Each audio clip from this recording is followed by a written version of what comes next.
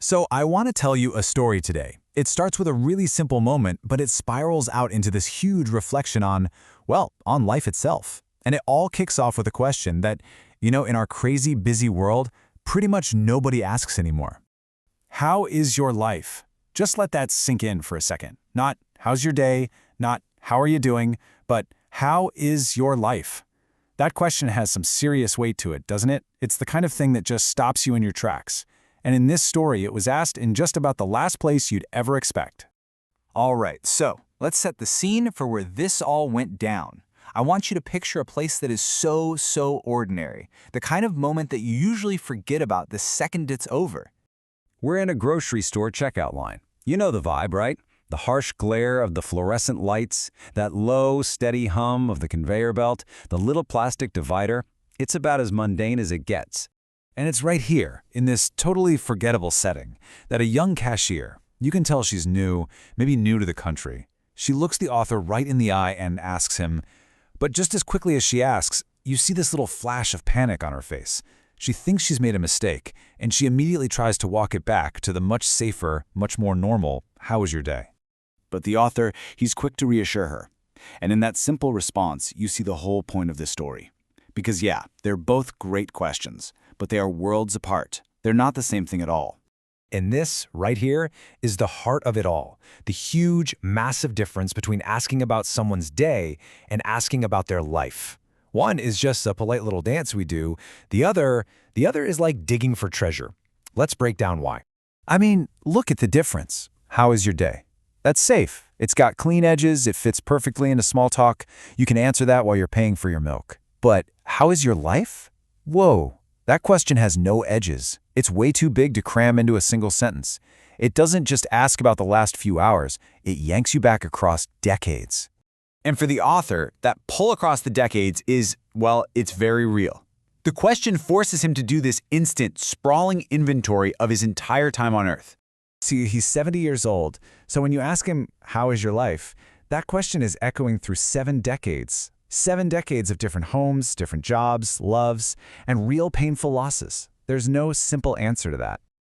In that one moment in the checkout line, all these honest truths just start flooding his mind. And the first one is about the struggle. His life has been so much harder than he ever thought it would be. But right behind that thought comes another one. It's also been so much fuller than he ever could have imagined. You see the complexity right away. It's never just one thing, is it? His life has been shaped by these deep, profound losses. The kind you can't plan for, the kind you would never choose, but you just have to find a way to live with. The kind that leaves scars. And through all of that, through all the hardness and the loss, his life has also shown him a kind of strength he never ever knew he had. The answer, it turns out, is this incredible tapestry of all these powerful and sometimes contradictory truths. And this isn't just an abstract feeling, When you're 70, the passing of time becomes very real, very physical. It's literally written on your body with scars from surgery. It's in the daily routine of lining up your pills every morning. It's in having a body that just has to negotiate with the world a little bit more than it used to. But even with all those physical reminders of aging, there's this powerful, stubborn part of him that refuses to just quietly fade out. There's still this deep, burning instinct to make things, to think, to stay in the game. So with this entire lifetime of thought swirling in his head, we're back in the moment. We're back in that checkout line, the conveyor belt's still humming, and, the clock is ticking. He's desperately searching for an answer.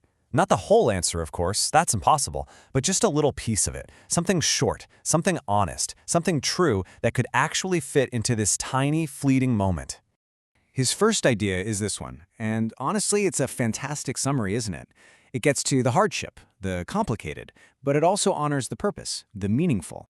Or maybe this one, still under construction. I love that. It's just such a beautiful way of saying that a life is never really done. We're always a work in progress, no matter how old we are. But in the end, he didn't say any of those things. The reality of the situation it took over. There are people waiting behind him. The credit card machine is beeping.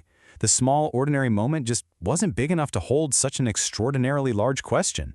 And just like that, he left the store with his groceries. The interaction was over. But the question didn't stay behind in the store. It walked right out the door with him. Later on, with some actual time to think, the answer starts to take shape. His life, it's not tidy. It's not a neat little package with a bow on top. It's definitely not finished. It carries the immense weight of everything he's been through, but just as important, it carries gratitude. And that's really the big takeaway here. A question like, how is your life? You can't answer it in the 2 minutes it takes to buy a carton of eggs. It deserves real time and real honest reflection. It's a question for all of us. So that's where we're going to leave you, with the very same question that started this whole thing now passed on to you. And I want you to really take a second. There's no conveyor belt here, no one waiting in line behind you. Just ask yourself, how is your life?